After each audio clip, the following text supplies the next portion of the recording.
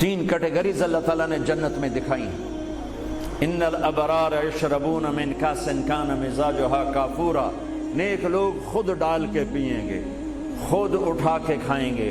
یہ ہے buffet system, buffet لگا ہوتا ہے نا، آپے پاؤ تے آپے کھاؤ تے آپے پیو، تو یہ ایک بوفے سسٹم والی جنت ہے کہ جنتی ڈالتے ہیں پیتے ہیں۔ ایک اس سے اوپر وی آئی پی جنت ہے، یسقون فیہا کاسا کان مزاجھا زنجبیلا، کہ وہاں وہ بوفے سسٹم نہیں ہے، وہاں سرونٹ سسٹم ہے، نوکر۔ یہاں تو آپ کے پاس نوکر ہوتے ہی نہیں نا، تو بڑے سے بڑا مالدار بھی بیچارہ آپ پہ ہی موٹر صاف کر رہا ہوں، آپ پہ ہی میٹ صاف کر رہا ہوں، آپ پہ ہی پیٹرول پا رہا ہوں۔ تو کئی سال پرانی بات ہے، ایک نوجوان نے مجھے اپنی گاڑی میں بٹھایا، یہیں تمہارے انگلینڈ، مجھ سے کہنے لگا مولانا یہ 2.5 لاکھ پاؤنڈ کی گاڑی ہے۔ میں نے کہا اس کے میٹ کون دھوتا ہے؟ کہا ہم خود ہی دھوتے ہیں۔ میں کہا ساڑی سزوکی توڑے کل چنگی ہے، ساڑا ڈرائیور دھوندا ہے سارے۔ تو یسقون فیہا کاسا کان مزاجھا زنجبیلا، ایک وی آئی پی جنت ہے جہاں پلانے کے لیے نوکر ہوں گے، جہاں پلانے کے لیے فرشتے ہوں گے، جہاں پلانے کے لیے جنت کی لڑکیاں ہوں گی۔ میرے نبی کا فرمان ہے جنت کی لڑکی 7 سمندر میں تھوک ڈالے۔ میرے کتنے سمندری سفر ہوئے، ہر سفر میں میں یہ حدیث یاد کرتا ہوں تو پاگل ہو جاتا ہوں۔ سمندر 100 سمندر میں جنت کی لڑکی تھوک ڈال دے تو میرے نبی کا فرمان ہے سارے سمندر کا پانی شہد سے زیادہ میٹھا ہو جائے گا۔ لکان ماؤہ احلی من العسل، وہ کیا چیز ہے؟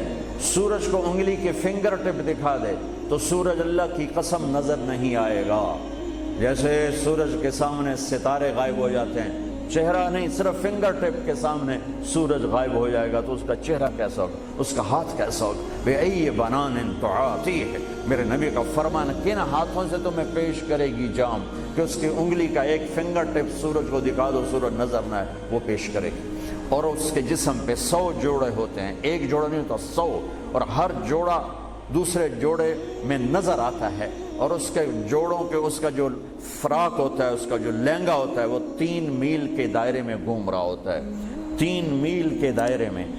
اور یہ اس لیے ہے کہ جنت کے لباس کا وزن کوئی نہیں، اس کا وزن ہے، یہ ویسٹ کوٹ کا وزن ہے، اب تھوڑا وزن ہی لگ رہی کہ گرمی محسوس ہو رہی۔ جنت کا جو لباس ہے اس کا دھاگا نور سے بنا ہے، نور کا وزن نہیں ہوتا، تو 100 پہنے یا 1000 پہنے، 100 جوڑے اللہ بندوں کو بھی پہنائے گا، جنت کی لڑکیوں کو پہنائے گا، 100 جوڑے میں اس کا جسم چاندی کی طرح چمکتا نظر آئے گا، وہ اس کی طرف بڑھے گی، ایک قدم جب اٹھائے گی 1 لاکھ ناز و انداز اپنے خامد کو دکھائے گی۔ یہ وی آئی پی لوگوں کی جنت ہے، ایک وی آئی پی، چاہے لکھاں وی لا دو، لکھاں کروڑاں وی آئی پی۔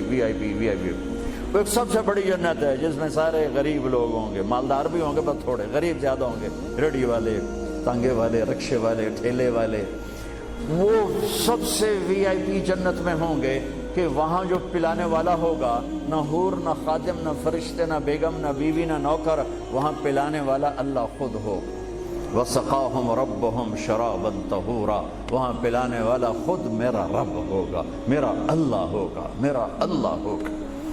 اور جنت کا ایک چشمہ، اس کا نام ہے تسنیم، ایک دریا تسنیم، باقی سارے دریا چشمے زمین پر چلتے ہیں، جو تسنیم ہے وہ زمین پر نہیں ہے، وہ ہوا میں چلتا ہے۔ تسنیم کہتے ہیں سنام ہوتی اونٹ کی کوہان، ایسے، تو وہ پانی یوں چلتا ہے، یوں چلتا ہے، یوں چلتا ہے، اور ہوا میں چلتا ہے، ہوا میں، نہ ادھر گرتا ہے نہ ادھر گرتا، سبحان اللہ، پتہ نہیں کیا چیز اللہ نے بنائی۔ جب وہ چاہے گا، تسنیم سب سے اعلیٰ درجے کی شراب ہے جنت کی، سب سے اعلیٰ درجے کی شراب تسنیم ہے، جو اللہ جنت الفردوس والوں کو خالص پلائے گا، نیچے والوں کو ہمیں تھوڑا جا قطرے 2 قطرے ڈال کے دے گا۔ وہ ہوا میں اڑتا ہوا چشمہ ہے، اور ایسا حسین ہے، ایسا وہ دل فریب ہے کہ اس کو بیٹھ کر دیکھنا چاہے گا تو ہزاروں سال دیکھنے میں مست ہو جائے گا، پینا اس کے بعد کی چیز ہے۔ تو میرا رب وہاں خود پلانے والا ہے، میرا رب، میرے نبی پاک صلی اللہ تعالی علیہ وسلم ایک خوبصورت زندگی لے کر آئے، اور جنت کی چابی اس کے ساتھ لے کر آئے کہ اگر دنیا اور آخرت کو جنت بنانا ہے تو میرے نبی کے طریقے پر آ جاؤ۔ پاسپورٹ بن گیا، ویزا لگوا دو، ویزا محمدی سٹیمپ کرواؤ، اور سیدھے مرتے ہی جنت میں چلے جاؤ، یہاں بھی مزے وہاں بھی مزے۔ میرے نبی کی زندگی ایک خوبصورت نمونہ ہے۔ ایک حدیث سنا کے میں بات ختم کرتا ہوں، ایک حدیث آپ آج مجھ سے لے لیں، ساری زندگی خوبصورت ہو جائے۔ صرف ایک حدیث سناؤں گا، ایک،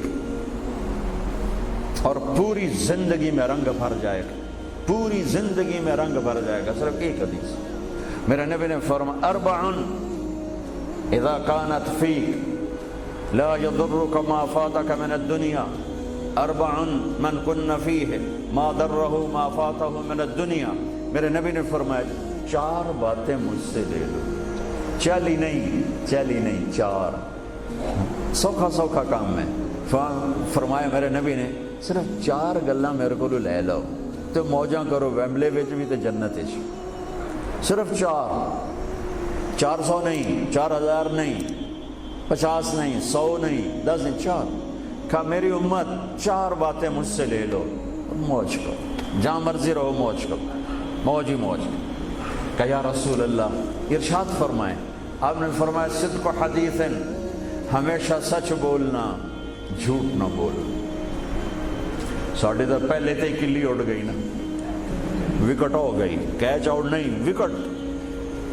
میرے نبی نے فرمایا صدق حدیث، سچ بولنا، جھوٹ نہ بولنا۔ حفظ امانت، کبھی کسی کو دھوکہ نہ دینا، کبھی کسی کے ساتھ دو نمبری نہ کرنا، ہمیشہ دیانتداری کے ساتھ چلنا، ہمیشہ دیانتداری کے ساتھ چلنا، کسی کو دھوکہ نہ دینا، کسی کے ساتھ فراڈ نہ کرنا۔ میرے نبی نے فرمایا ایک اور حدیث جو یہ دو صفتوں کی وضاحت کے لیے، صدق اور امانت، سچائی اور امانت داری۔ آپ سب ماشاءاللہ جانتے ہیں کہ ہمارے نبی کو کافروں نے جو ٹائٹل دیا وہ صادق اور امین کا دیا۔ اگر آپ مجھ سے سوال کریں اسلام کو دو لفظوں میں سمجھاؤ تو میرے پاس جو دو لفظ ہیں وہ علماء نے بتائے ہیں، سچائی اور امانت داری، دیانتداری۔ آپ مجھ سے پوچھو سارے کفر کو دو لفظوں میں بتاؤ، سارے کفر کو دو لفظوں میں، تو میرے پاس دو لفظ ہیں جو علماء نے بتائے ہیں، جھوٹ اور فراڈ، جھوٹ اور دھوکے بازی۔ جھوٹ اور دھوکے بازی ساری دنیا کا کفر اس میں جمع ہے، اور سچائی اور امانت داری ساری دنیا کا اسلام اس میں جمع ہے۔ میرے نبی نے فرمایا میرا امتی ہر گناہ کر سکتا ہے، دو کبھی نہیں کرے گا، دو کبھی نہیں کرے گا، ایک جھوٹ کبھی نہیں بولے گا، ایک دھوکہ کبھی نہیں دے گا۔ لیکن میں درد سے کہتا ہوں مسلمان نام ہی جھوٹے کا پڑ کے، اور فراڈیائی مسلمان ہے، اور جھوٹا ہی مسلمان ہے۔ جو غیر مسلم ہے اسے جھوٹ سے نفرت ہے۔ ہم کلمہ پڑھنے والے رج کے ٹکا کے جھوٹ بولتے ہیں، ٹکا کے دھوکہ دیتے ہیں، جسے موت ہے ہی نہیں، جب موت کے بعد کوئی پوچھنے والا نہیں ہے۔ تو میرے نبی نے فرمایا چار باتیں بتا کے جا رہا ہوں۔ آپ نے فرمایا میں وہی چار باتیں اپنے نبی کی بتا کے جا رہا ہوں، سچائی، امانت داری، جھوٹ نہیں بولنا، دھوکہ نہیں دینا۔ تیسری بات حسن خلیقت، اپنے اخلاق اچھے رکھو، اپنے اخلاق اچھے رکھو، معاف کرنا بھی سیکھو، معافی مانگنا بھی سیکھو، درگزر کرنا بھی سیکھو، اور جھکنا بھی سیکھو، سخاوت سیکھو، محبت سیکھو، دلداری سیکھو، تواضع سیکھو، عاجزی سیکھو، خدمت سیکھو، لوگوں کے سامنے بچھنا جھک جانا سیکھو۔ اکڑنے والے ٹوٹ جاتے ہیں، بچھنے والے کامیاب ہو جاتے ہیں۔ جس شاخ پہ پھل ہوتا ہے وہ نیچے جھک جاتی، جو شاخ خالی ہوتی ہے وہ اوپر کھڑی ہوتی۔ تو تیسری بات فرمائی اخلاق ٹھیک کرو۔ سارے اخلاق کا ایک جملہ بتا دیتا ہوں، سارے اخلاق کا ایک جملہ بتا دیتا ہوں، میرے نبی کا فرمان، احسن الی من اساء الیک، جو تمہارے ساتھ برا سلوک کرے تم اس کے ساتھ اچھا کرو۔ ایک جملہ۔ برے کے ساتھ برا بننا یہ کون سی بڑی بات ہے؟ جو تمہیں پوچھتا نہیں اس سے پوچھو، جو تمہیں دیتا نہیں اس سے دو، جو تمہیں بد دعا دیتا ہے اس سے دعا دو، جو تمہاری غیبت کرتا ہے تم اس کو دعا دو، جو تمہاری برائی کرے تم اس کی تعریف کرو، پھر دیکھو اللہ کا غیبی نظام کیسے آپ کو ہوا میں اٹھاتا ہے، اڑاتا۔ تو تیسری بات میرے نبی نے فرمائی اخلاق اچھے کر لو۔